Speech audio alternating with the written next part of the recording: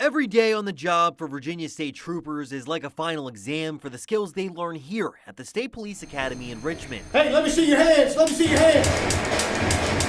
And the skills learned in this lesson. Every time you come over here, got all the stuff you need right here. Hey, leave the cell phone alone. Drop the gun right now. Are some of the most crucial of the entire academy experience. When we put them through this stuff, they have to pass it at 100%.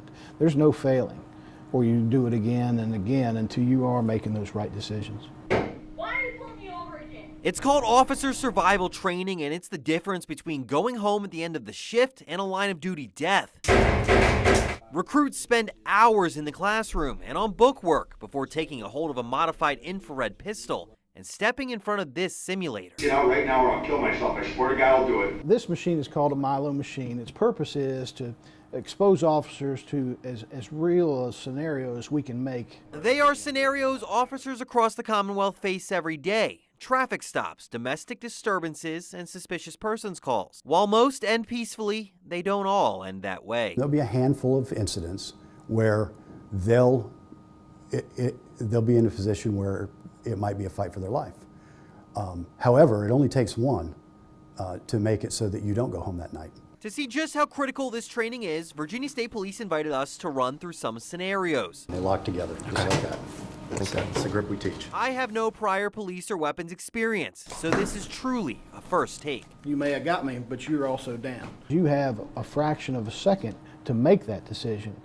And quite frankly, any decision you make, you're going to have to be able to articulate and defend your position. We run through the scenarios. Active shooter in a school. A speeder who isn't going to accept a ticket. You can go ahead and step outside the vehicle for me, please. Hi. And a driver along the border who's believed to be a drug smuggler. Hey, sir, I need... I'm able to draw my gun and fire before he does, but it just shows how quickly a situation can change. Drop the gun! The point of the training is to make sure that our folks have the ability to make decisions that are the correct decisions, ultimately in defense of their own life and lives of other people.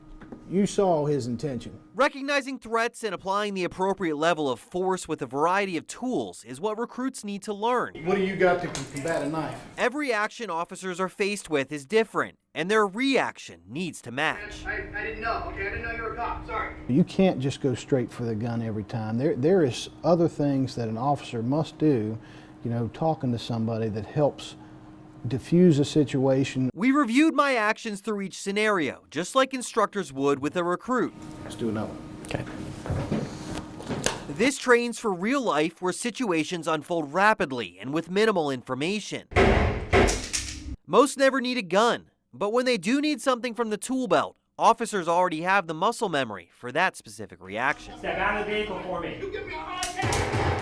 What that does is that it frees the mind up to go through the decision-making process necessary in some of these high risk or high stress type of scenarios. This training does not give officers permission to react however they want, but rather to follow guidelines and make the best possible decision. What? It's a cell phone. Okay. It's not difficult if you follow policy and you do what you're trained to do. That's why we put so much time into training this decision-making process, because there's not a lot of time to do it.